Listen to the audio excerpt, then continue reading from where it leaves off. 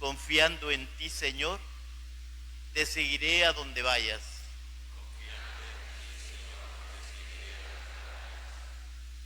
Amo al Señor porque escucha mi voz suplicante, porque inclina su oído hacia mí el día que lo invoco.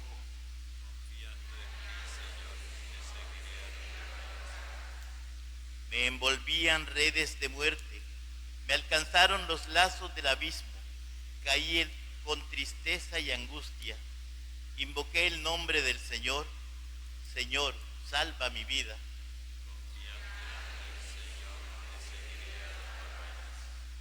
El Señor es benigno y justo, nuestro Dios es compasivo.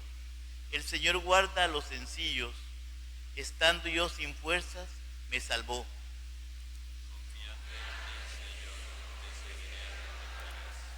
Arrancó mi alma de la muerte, de mis ojos las lágrimas, mis pies de la caída. Caminaré en presencia del Señor en el país de la vida.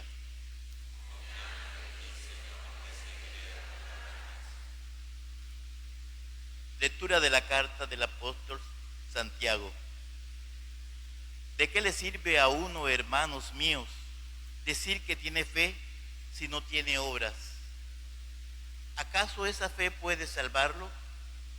Supongamos que a algunos de la comunidad les falta la ropa y el alimento diario, y uno de ustedes le dice que les vaya bien, abríguense y aliméntense bien, pero no les dan lo necesario para el cuerpo. ¿De qué les sirve todo eso? Pues lo mismo pasa con la fe. Si no produce obras, esa fe sola es estéril.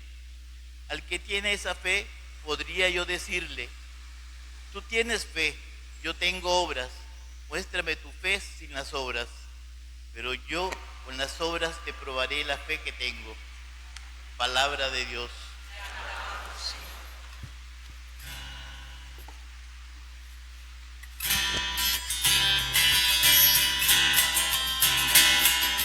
Aleluya al Señor, aleluya, aleluya al Señor, aleluya.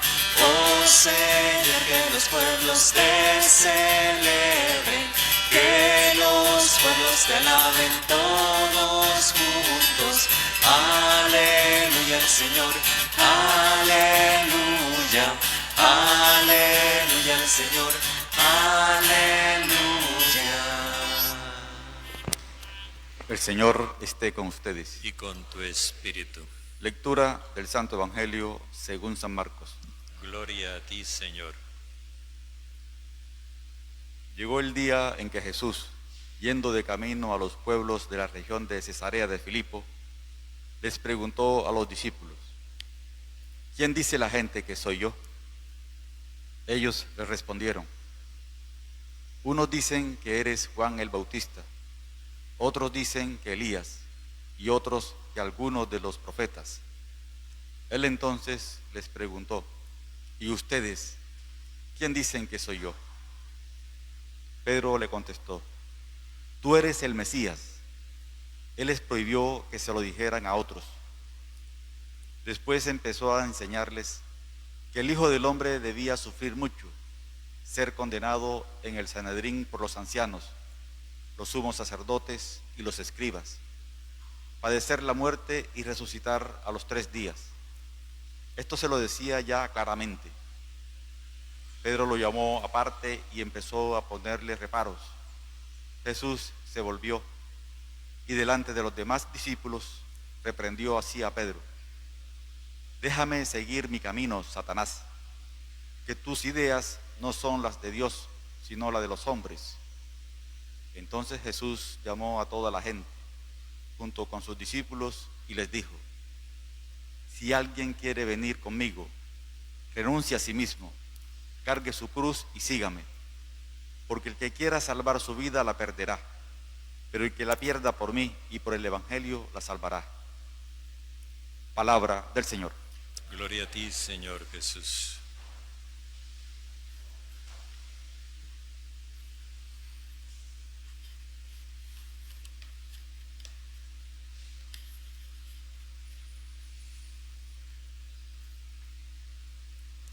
Una primera cosa que nos llama la atención de este relato es que parece como que de un momento a otro estallara algo.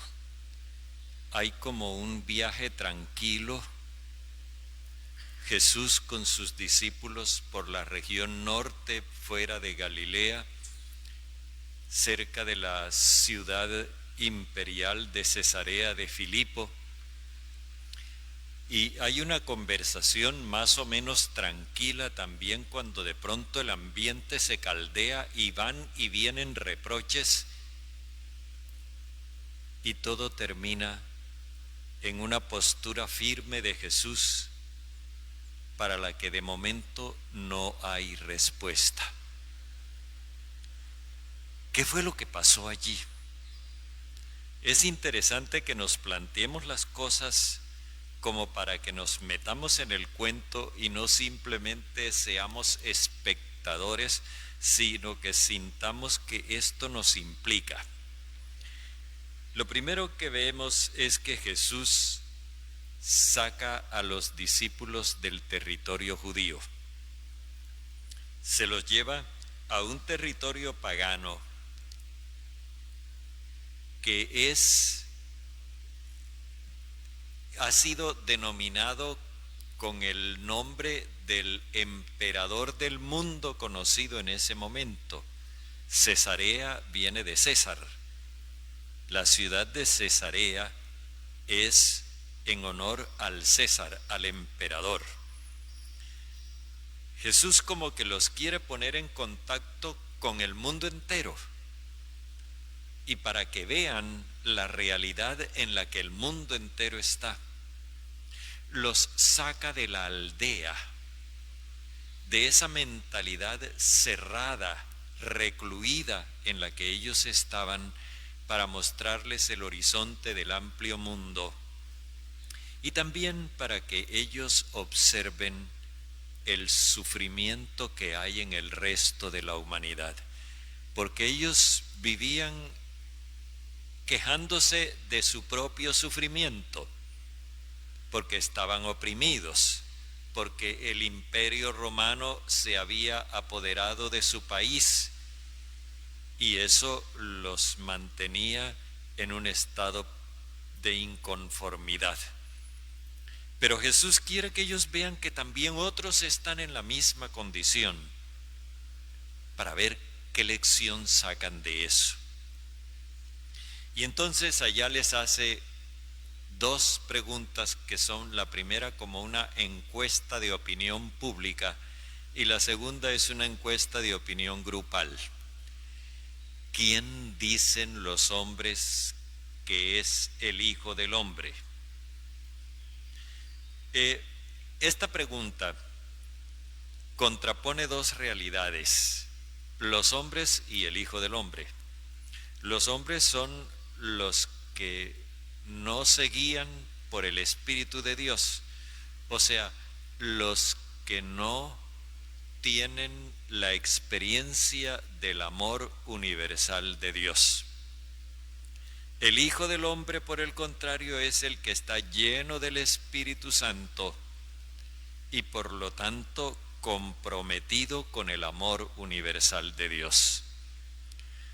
Aquí está lo que veíamos antes de la situación social en la que ellos estaban inmersos. Cuando responden a la encuesta, ellos opinan que los hombres, los que no se guían por el Espíritu de Dios porque no tienen la experiencia del amor universal de Dios, los hombres ven al Hijo del Hombre como un enviado de Dios, pero con una característica particular, como opositor al poder político establecido. Lo miran como un profeta, sí, y un profeta es un enviado de Dios. Pero también cuando hablan de Juan Bautista, que es el más reciente, o Elías, que es el primero de todos, ya generalizan, o uno de los profetas. Y la característica de Juan Bautista, lo hemos visto, era su oposición permanente a Herodes. Y la característica de Elías fue su oposición permanente al rey Ahab. Así que ellos miran al Hijo del Hombre como un enviado de Dios, un profeta, pero al mismo tiempo como un opositor al régimen. Y dice Jesús, ¿y ustedes qué opinan? Cuando Jesús hace esta pregunta, se supone que los discípulos deben tener una concepción diferente. Hasta ahora, Jesús ha venido actuando en su pueblo. Y son muchas las cosas que dice la gente que se resumen en eso que ellos constatan. Y eso es algo que todo el grupo capta. Pero se supone que ellos que vienen con él tienen su propio concepto. Se supone que ellos que andan con él y que lo han escuchado, ven las cosas de otro modo. Y cuando Jesús les hace la pregunta, salta espontáneamente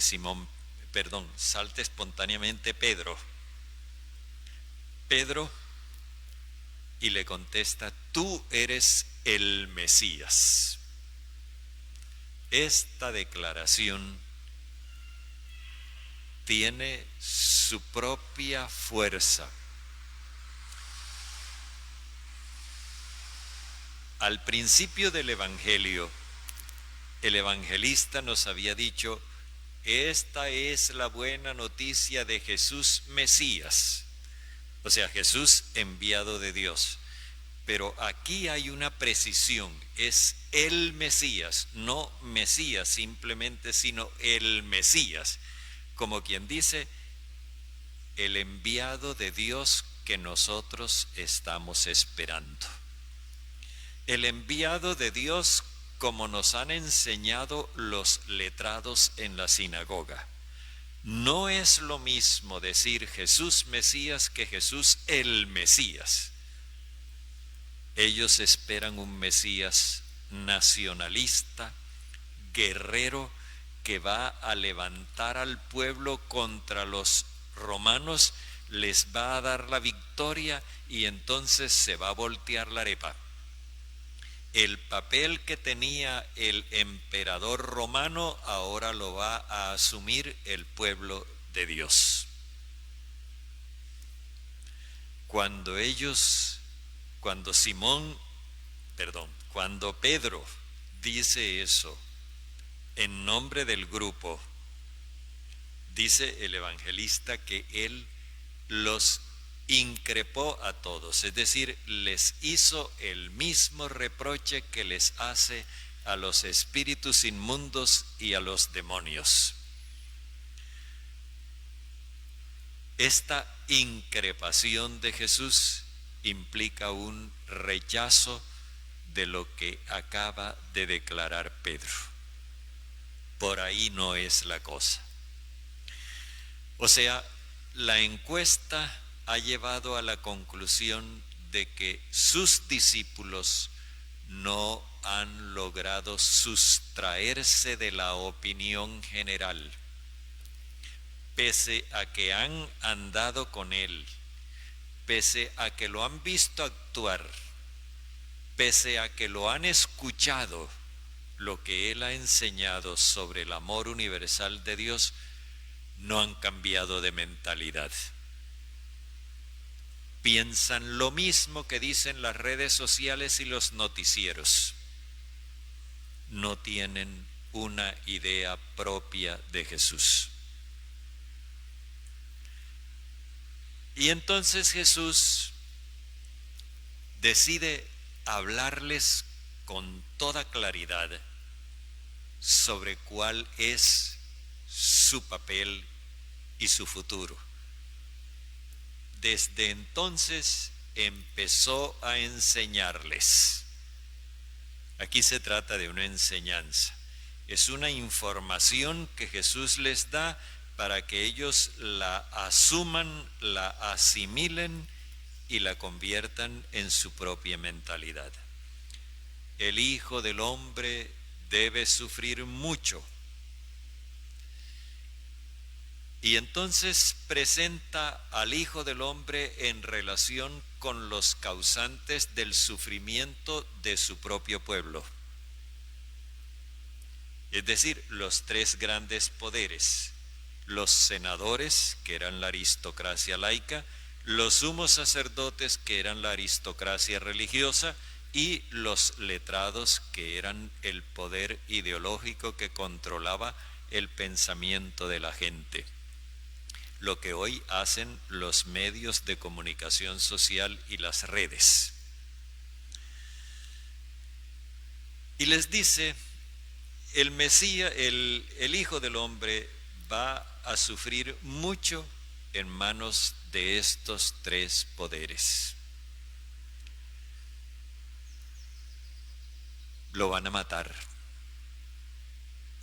pero resucitará a los 3 días. Aquí hay una cosa que es importante que nosotros tengamos en cuenta. En aquella época, la experiencia de la resurrección era completamente desconocida. Había una teoría sobre la resurrección, una teología que habían elaborado los fariseos, pero ellos se imaginaban la resurrección como una especie de revivificación para volver a vivir otra vez esta misma vida. Ellos no pensaban como Jesús. Así que cuando se habla de resurrección, nosotros que llevamos 21 siglos oyendo hablar de eso, ya tenemos una idea de lo que significa, más o menos. Pero en cambio, en aquella época los discípulos no tenían ni idea. El verbo que usa Jesús, de hecho, en el idioma griego, que es en el que se escribe el Evangelio, no existía el verbo resucitar. Se usa el verbo levantarse. Al tercer día se levantará. Es lo que Jesús les dice.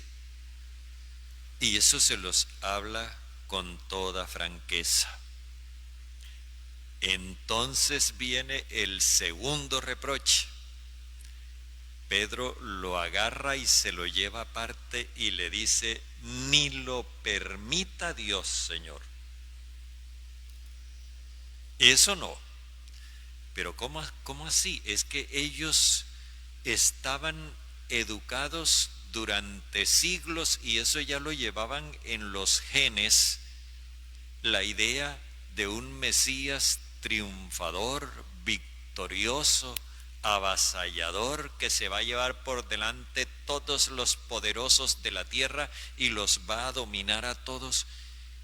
Y que ahora Jesús les venga con el cuento de que no, es que es al revés, que los simples poderes de la sociedad judía van a eliminar físicamente al Hijo del Hombre.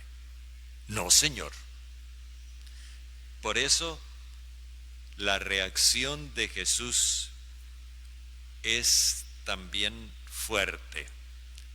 Ahora viene el tercer reproche. Jesús lo increpó. Primero Pedro había increpado a Jesús, ahora Jesús lo increpa. Le dice 2 cosas. Detrás de mí. Y lo llama Satanás. Detrás de mí, Satanás. Este detrás de mí es la manera de recordarles a qué los había llamado. Vénganse detrás de mí y yo los haré pescadores de hombres. O sea, esto debió haber sonado así: vénganse, síganme y yo los llevaré a conquistar el mundo.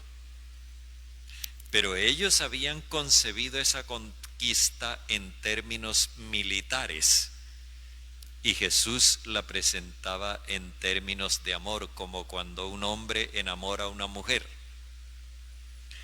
Vénganse detrás de mí y yo los haré conquistadores del mundo. Por eso Jesús lo remite a su puesto, como dirían los muchachos en otra época, ya no, a tu yarca babilla, o sea, póngase en su lugar. Tú eres el discípulo, aquí el maestro soy yo. Detrás de mí, y llamarlo Satanás implica que la postura que ha asumido Pedro lo vuelve enemigo de Dios y de la humanidad.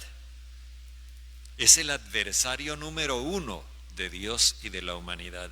Esa mentalidad triunfalista es satánica.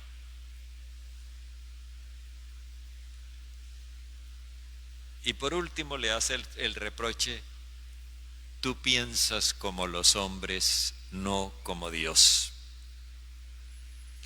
Hay dos maneras de valorar.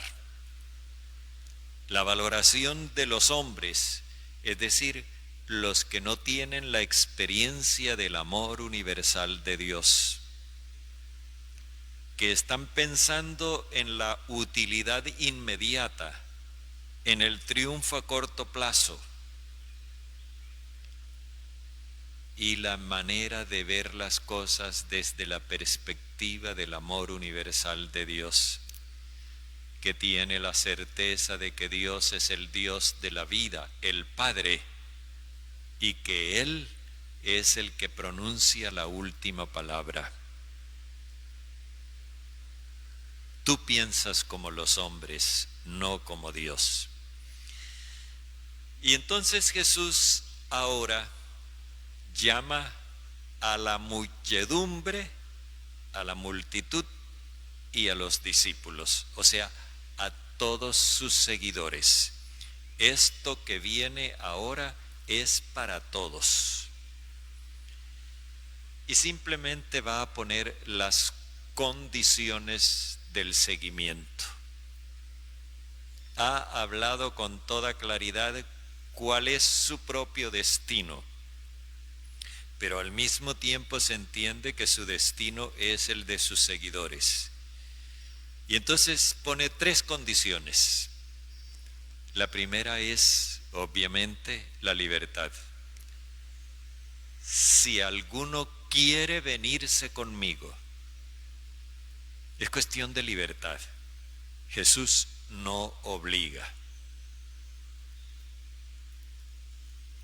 La segunda condición: reniegue de sí mismo. Este renegar nosotros lo usamos a menudo en sentido de maldecir, y no ese es el sentido que tiene aquí. Lo que significa es renunciar a toda ambición egoísta.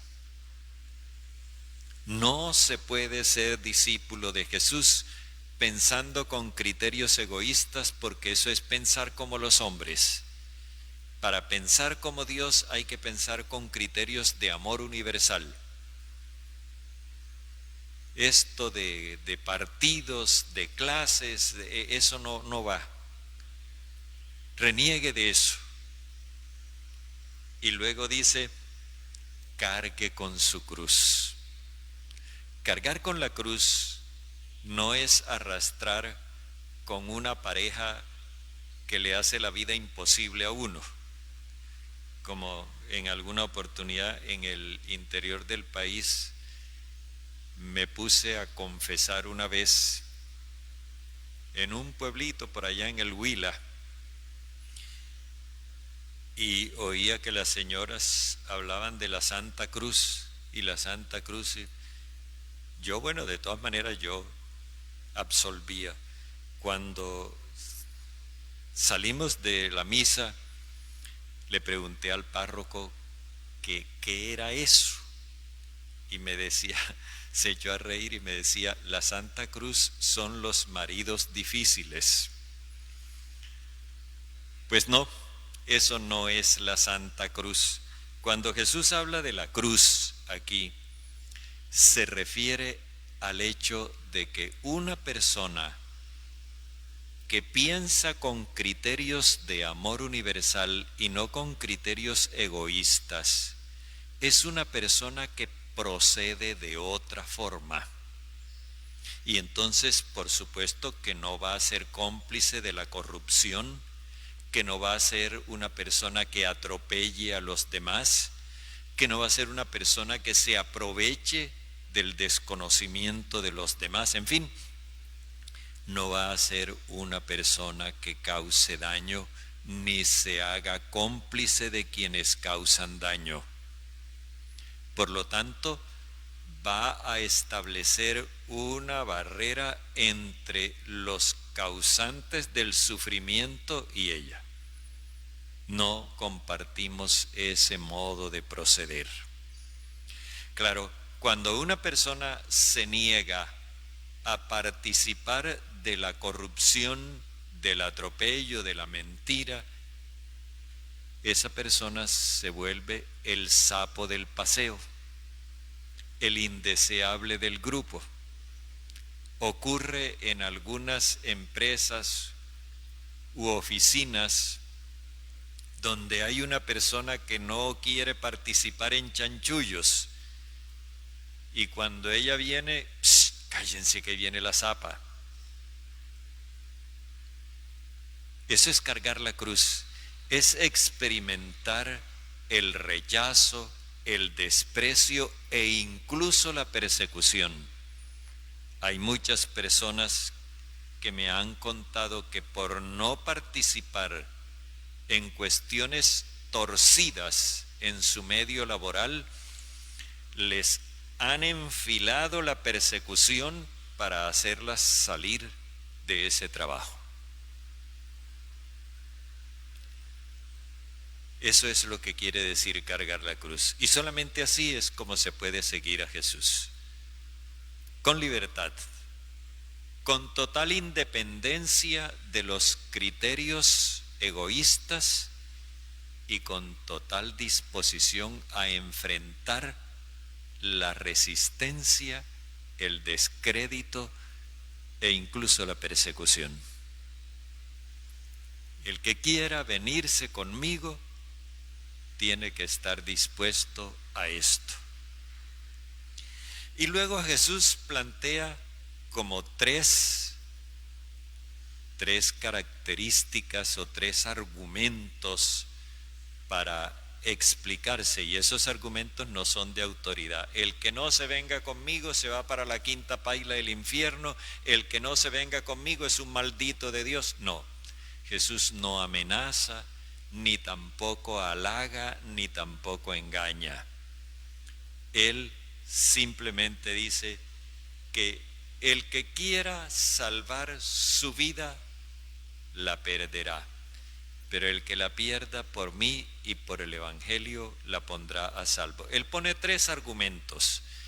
El leccionario nos trae apenas el primero hoy. Y esos tres argumentos son argumentos racionales. No son de autoridad ni amenazas tampoco. Primero es esto: si tú por salvar tu vida te acomodas a este medio injusto y no reniegas de esos criterios, ese medio te traga y vuelve miserable tu vida, la pierdes totalmente. Y eso es verdad, eso es verdad. Nosotros vemos dónde nos ha llevado la compraventa de votos. Nos hicimos partícipes de esa cuestión y miren dónde estamos. Eso que dice Jesús es completamente comprobable. El segundo argumento que él plantea es este: ¿de qué le vale a un ser humano conquistar el mundo entero o tener toda la plata del mundo si a la hora de la verdad el poder y el dinero no alcanzan la vida. Nosotros hemos visto gente muy poderosa que se murió. Alejandro Magno creó un imperio enorme como pocas veces se vio en la historia antigua, y a los 30 y pico de años murió.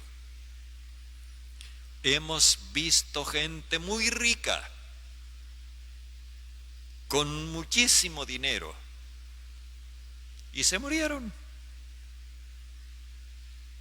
¿De qué le vale a uno conquistar todo lo que pudiera envidiar cualquiera si pierde su propia vida?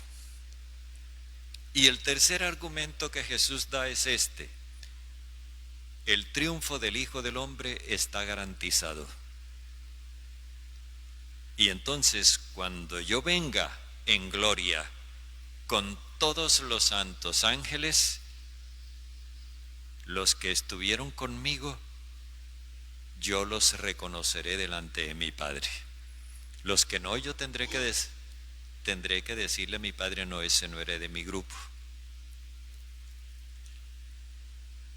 Eso es el mensaje que nos trae el Evangelio de hoy, y como vemos, sí había razón para que se formara ese alboroto. Es que aquí está en juego la vida de cada uno de nosotros.